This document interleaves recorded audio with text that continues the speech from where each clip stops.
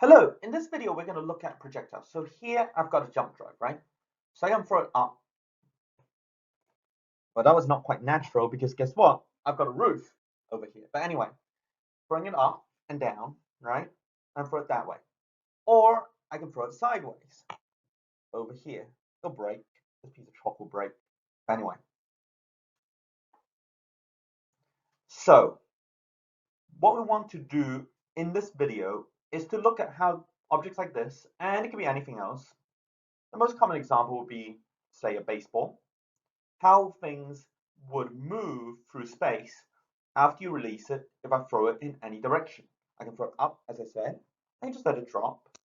I can throw it sideways, or I can throw it at an angle like this.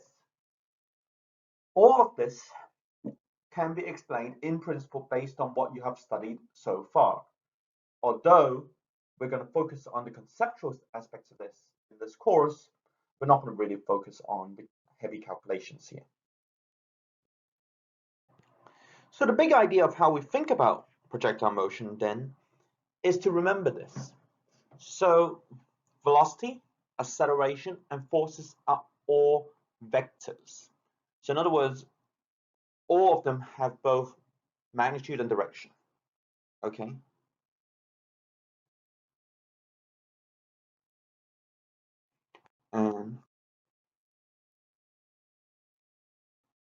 So if they're vectors, we can actually go around and take, say, the velocity.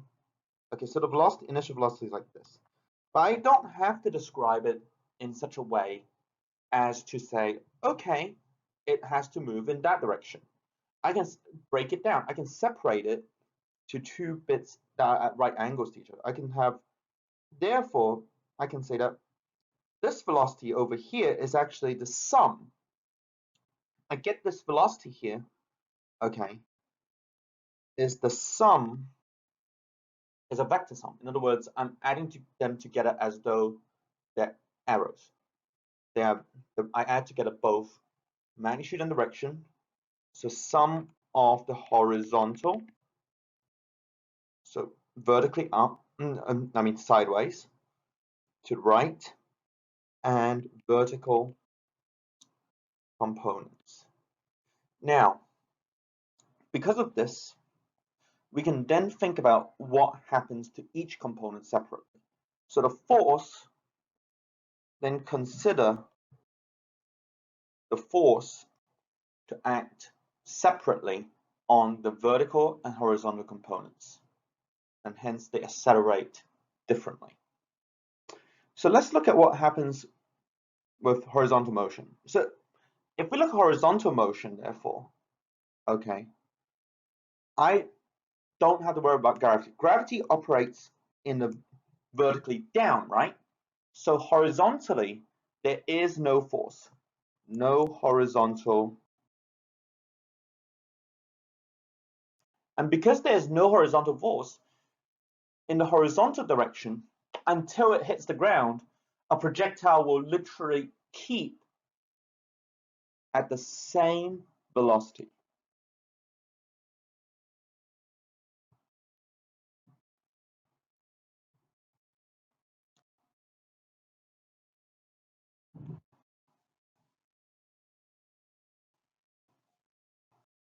So horizontally speaking, if it was moving at 5 meters per second, it's going to keep moving at 5 meters per second.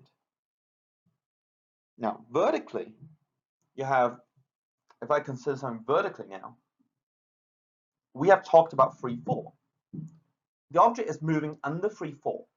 So if we look at it vertically, it is accelerating with an acceleration of g, 10 meters per second squared. The overall velocity and the overall position then is what you get after you consider how the object moves from the starting point over both the horizontal and vertical components. And when you do that, you will get the overall motion. So let's look at this. So in terms of the vertical component, okay, we talked about this. This is vertical component is free fall.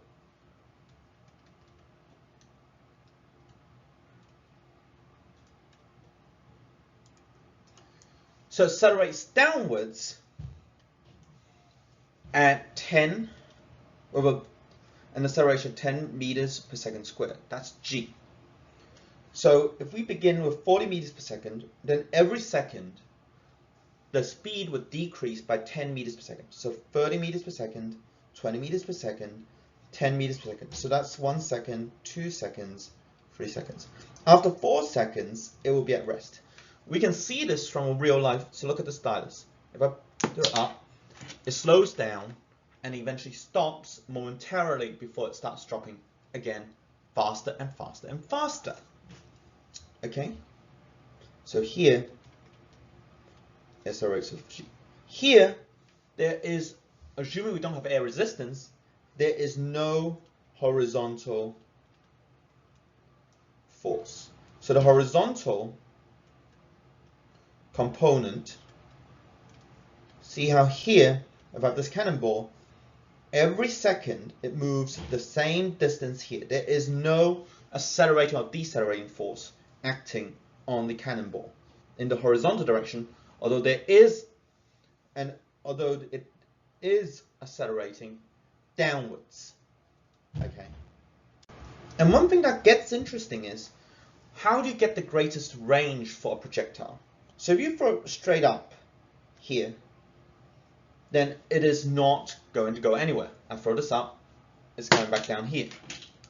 Now, if I have 0 degrees though, okay, starting from the ground, I have 0 degrees, it's going to hit the ground immediately over here, and so that's going to have no range. So you have to see how this we want to know what angle. So I'm trying to pitch a ball. I'm trying to make it go as far as I can. So what angle do I need to pitch the ball? Do I push it up, or do I pitch it almost horizontal? What's the balance? It turns out that if you want to pitch a ball to make it go as far as you can, you pitch it at 45 degrees to the horizontal in order to get the ball to throw the furthest out.